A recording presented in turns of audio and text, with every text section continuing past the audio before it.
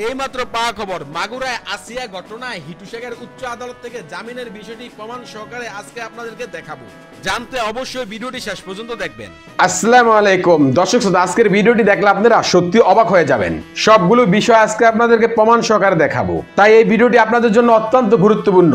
তো কথা আর বাড়াবো না, ভিডিওতে চলে যাব। তার আগে আপনাদের কাছে আমার ছোট্ট একটি রিকোয়েস্ট, আপনি যদি আমার চ্যানেলে নতুন দর্শক হয়ে থাকেন তাহলে অবশ্যই চ্যানেলটি সাবস্ক্রাইব করে পাশে থাকা বেল আইকনটি বাজিয়ে দিতে ভুলবেন না। আর যারা অলরেডি আমার চ্যানেলটি সাবস্ক্রাইব করেছেন তাদেরকে জানাই অসংখ্য ধন্যবাদ। তো দর্শক শ্রোতা, চলুন ভিডিওটি শুরু করা যাক। আজকে আপনাদেরকে পর্যায়ক্রমে দুটি ভিডিও ফুটেজ দেখাবো। চলুন শুরুতে একটি ভিডিও ফুটেজ দেখে আসি। 30 দিনের মধ্যে আপিল দায়ের করতে পারবে আসামি পক্ষ, এবং এই ঘোষিত রায় এটাকে মহামান্য হাইকোর্ট যতক্ষণ পর্যন্ত কনফার্ম না করছেন, সেই কনফার্মেশনের ভিত্তিতে এই রায়টি কার্যকর হবে। বাংলাদেশের ইতিহাসে যুগান্তকারী রায়ের মাধ্যমে এই মাগুরার নারী ও শিশু ট্রাইব্যুনাল দৃষ্টান্তমূলক শাস্তির মাধ্যমে এক অনন্য রায় আজকে ঘোষণা করেছে। আর সেই রায়টি হচ্ছে সারা দেশব্যাপী বহির্বিশ্বে জনগুরুত্বপূর্ণ এবং আলোড়ন সৃষ্টিকারী যে রায়ের জন্য সারা দেশব্যাপী বহির্বিশ্বে সমস্ত বাঙালি অধীর আগ্রহে অপেক্ষা করছেন। এই মামলার প্রধান আসামি হিটু শেখকে বিজ্ঞ বিচারিক আদালত কি ধরনের শাস্তি প্রদান করেন। এই মামলায় রাষ্ট্রপক্ষ থেকে নিয়োজিত আমার পাশে শ্রদ্ধেয় লার্নেড পাবলিক প্রসিকিউটর জনাব মোহাম্মদ মনিরুল ইসলাম মুকুল, তিনি এই মামলাটি দীর্ঘদিন যাবৎ পরিচালনা করেছেন। আমি তাকে সহায়তা করেছি স্বরাষ্ট্র মন্ত্রণালয়ের প্রতিনিধি হিসাবে। সুতরাং বাংলাদেশের ইতিহাসে এই প্রথম যে স্বরাষ্ট্র মন্ত্রণালয় এবং আইন মন্ত্রণালয় যুগপৎভাবে একটি মামলাকে জনগুরুত্বপূর্ণ বিবেচনায় নিয়ে দ্রুততম সময়ের মধ্যে আইনের অধীনে আইনের আলোকে মামলাটি নিষ্পত্তি করতে পেরেছি, এবং সেই জন্য সর্বপ্রথম মহান আল্লাহ রাব্বুল আলামিনের দরবারে আমরা শুকরিয়া আদায় করি।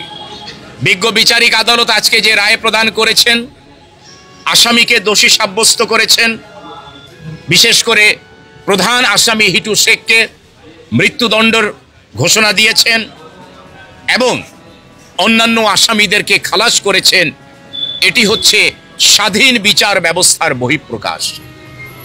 আপনারা জানেন, ইতিপূর্বে বিগত সরকারের আমলে সরকারের ইচ্ছা অনুযায়ী সরকারের নির্দেশিত মতে অনেক ক্ষেত্রে রায় হয়েছে। আজকে বিচার ব্যবস্থা স্বাধীন। আমরা এই স্বাধীন বিচার ব্যবস্থায় হিটু শেখের রায়ে রাষ্ট্রপক্ষ আমরা সন্তুষ্ট।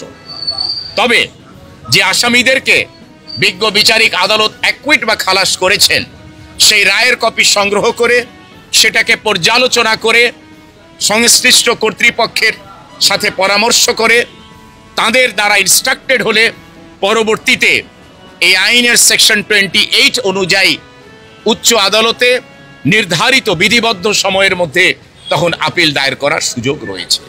কাজেই আমরা আজকে সন্তুষ্ট, যেহেতু প্রধান আসামিকে বিজ্ঞ বিচারিক আদালত যে শাস্তি প্রদান করেছেন তাতে আমরা বিশ্বাস করি যে ন্যায় বিচার প্রতিষ্ঠিত হয়েছে।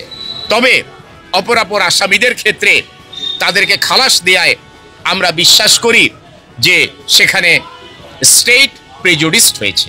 ধন্যবাদ। বাকি বক্তব্য লার্নেড পাবলিক উইদিন 30 days, 30 দিনের মধ্যে সেকশন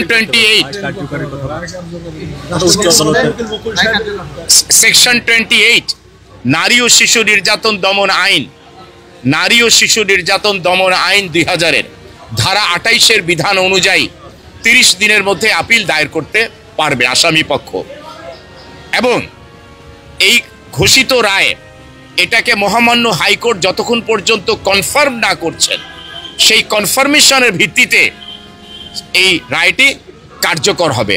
কাজেই সেই ক্ষেত্রে ফৌজদারি কার্যবিধি 374 ধারা থেকে শুরু করে যে বিধানগুলো দেয়া আছে সেটাই অনুসৃত হবে। ধন্যবাদ। আশা করছি আপনারা পুরো ভিডিওটি মনোযোগ সহকারে দেখেছেন এবং এখানে কি বলা হয়েছে তাও বুঝতে পেরেছেন। এ বিষয়ে নিয়ে যদি আপনাদের কোনো মতামত থাকে তাহলে অবশ্যই তা কমেন্ট করে জানাতে পারেন। এখন চলুন আমরা আরো একটি ভিডিও দেখে আসি। তদন্ত করে দেখেন স্যার, আমি কাজের সাথে জড়িত না স্যার।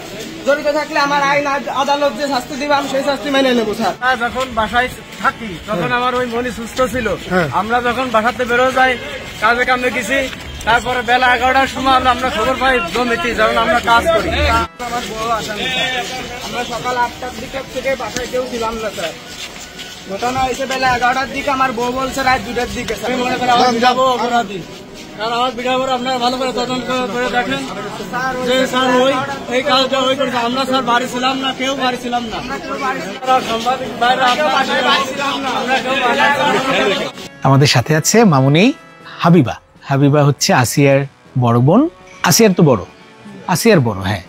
এবং হাবিবার আরেকটা বড় বোন আছে, নাম হচ্ছে হামিদা। আবার সবার ছোট ভাই আছে, নাম হচ্ছে আলামিন, তাই তো? হ্যাঁ। হাবিবা, মামুনি বলো তো তোমার সাথে আসিয়ার কি কি মনে পড়ে? আসিয়া তো নাই, কি কি করতো বলো তো মা? আমার সাথে খেলা করতো, আমার সাথে স্কুলে যেত, এসব। তুমি কোন ক্লাসে পড়তা? আমি 4 আর 3 আচ্ছা, এখন ওর কি কি মিস করো বলো তো মা? মানে যে জিনিসটা মনে হয় যে ইস আসিয়া থাকলে তো খাবার দাবার ভাগ করে খেতা। এই যে এখন তোমাদের গাছে আম হয়েছে, ওকে আম গাছে উঠতে পারতো? ও পারতো না? আচ্ছা, এই যে আম তুমি তো এখন একা খাবা, আলামিন খাবে, ও থাকলে তো ও খাইতো, তাই না? তুমি নাকি এখন মাদ্রাসায় ভর্তি হয়েছো? জি। মাদ্রাসায় কোন ক্লাসে? মাদ্রাসায় 3 ও, ক্লাস 3-তে। মাশাআল্লাহ। আসিয়ার কথা মনে পড়ে না এখন একা একা স্কুলে যাও? মনে তো পড়েই। মনে পড়ে? আচ্ছা, আমাদের মনে পড়ে। আর কি বলবো, বাড়িতে সবাই আছে, শুধু আসিয়া নাই, কষ্ট লাগে। তুমি কি আসিয়াকে দেখছিলা নিয়ে আসার পরে? ভয়ে দেখো নাই, তাই না? দেখতে দেয়? ও আচ্ছা, দেখতে পাও না, লোকের ভিড়ে দেখতে পাও নাই। আচ্ছা, আসিয়ার কবরস্থানে গিয়েছিলা? হ্যাঁ। আচ্ছা। যখন ওই বাড়িতে যায় তখন কিছু বলে যায় তোমার কাছে? কিছু বলে না। ও মানে ওদের বাড়িতে, হিটু শেখের বাড়িতে যখন যায় কিছু বলে যায়নি? আচ্ছা, তুমি কি গেছিলা কখন ওই বাড়িতে? হ্যাঁ। আচ্ছা, তুমি রাতে থাকো নাই, তুমি দিনে যায় দিনে চলে আসছো? না। ও, তোমার দাদির সাথে তুমি গেছিলা আবার চলে আসছিলা? আচ্ছা আচ্ছা, যাই হোক মা, তুমি ভালো করে পড়ালেখা করো, তোর রোল নাম্বার যেন 1 থাকে। ঠিক আছে মা? ঠিক আছে, অবশ্যই তোমার জন্য দোয়া করি, আসিয়ার জন্য দোয়া করি, আসিয়া যেন জান্নাতবাসী হয়। হিটু শেখের যে রায় হয়ে আছে সেটি কি আসলেই কার্যকর হবে বাংলাদেশের মাটিতে, নাকি সে কোনো পাক পোকর দিয়ে বের হয়ে যাবে? দর্শক শ্রোতা, আপনারা দেখলেন যে তারা জনসম্মুখে ক্যামেরার সামনে কথা বলছে। মূলত এই সাহস তারা কোথা থেকে পায়, আর এই ধরনের সুযোগ সুবিধা তাদেরকে কেন দেওয়া হয়েছে সেটি আমার বোধগম্য নয়। আশা করছি আপনারা এই ভিডিওটিও মনোযোগ সহকারে দেখেছেন এবং এখানে কি বলা হয়েছে তাও বুঝতে পেরেছেন। এই বিষয়ে নিয়ে যদি আপনাদের কোনো মতামত থাকে তাহলে অবশ্যই তা কমেন্ট করে জানাতে পারেন। ভিডিওটি এ পর্যন্তই, দেখা হচ্ছে পরবর্তী ভিডিওতে। সে পর্যন্ত সবাই ভালো থাকবেন, সুস্থ থাকবেন। আল্লাহ হাফেজ।